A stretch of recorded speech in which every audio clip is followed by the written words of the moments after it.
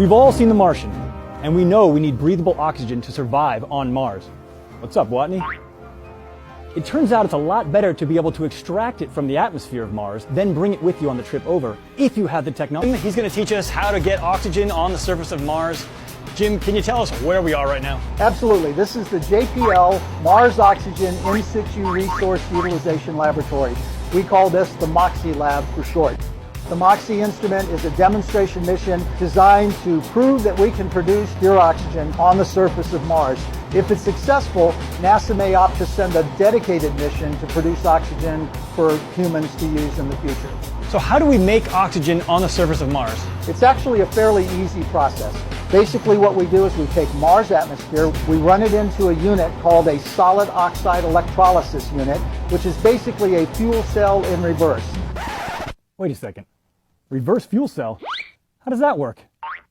So this is the solid oxide electrolysis unit. What happens is we have Mars atmosphere enter in this line, goes into the SOXY unit.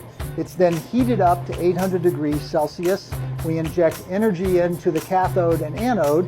And then what happens is oxygen is separated from the CO2 and comes out this line over here.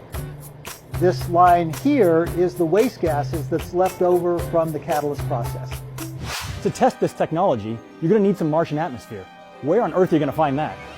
We know the composition of Martian atmosphere. It's 95% CO2 with some trace gases. And there are companies here on Earth that will mix that gas for us. We call it Mars mixed gas, and we use it for most of our testing. Well, what if we land on top of a mountain or down in a valley? The conditions for extracting oxygen are totally different. We've got to test for all of that. So the way we test for it is we design an instrumentation system that covers all of the conditions of the instrument. Lower pressures, higher pressures, clogging filters, oxygen purity, all of that stuff. Why don't we just bring the oxygen with us when we go to Mars?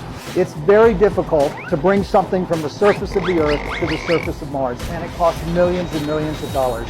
So it's much easier and better for us if we try to get that resource from the. What happens if you have something like this, and you want to find out if something like this is inside? Obviously you can't tell just by looking at it, but if you separate things out, the answer becomes clear. Scientists have the same problem. How do you know if there was once water on Mars? Or, for that matter, life? Obviously you can't tell just by looking at pictures of Mars, but scientists think the answer may lie hidden in tiny molecules in Martian soil. So how do you take apart a molecule to see what's inside? Luckily, scientists have a tool to do just that. It's called a mass spectrometer, and it lets us take an extremely close look at whatever we're studying. And even though Mars immediately comes to mind, mass spectrometers are used in multiple NASA missions. They're also used in labs for hundreds of scientific purposes. But the important question is, how does it work? Today we'll be looking at a special kind of spectrometer called the quadrupole mass spectrometer. It's called this because of the 4 long poles that make up the center of the instrument. So say you have a sample that's been turned into a gas, and you want to find out if it contains certain things.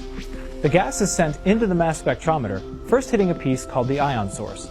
Here, a stream of electrons hits the molecule, breaking it into fragments and giving each fragment a charge. Next, the fragments enter what's called the analyzer. Here, they're separated based on their mass, and the analyzer is tuned so that only the fragments we want to see make it all the way through. Everything else flies off in a different direction. After this, the fragments hit what's called the detector, and scientists record the data. If you're looking for more than one kind, the analyzer can scan across a range of fragments, building up a record of not only what kind, but how many. Once you have these results, called a mass spectrum, you can verify that your sample in fact contains what you're looking for. And here, the real work begins.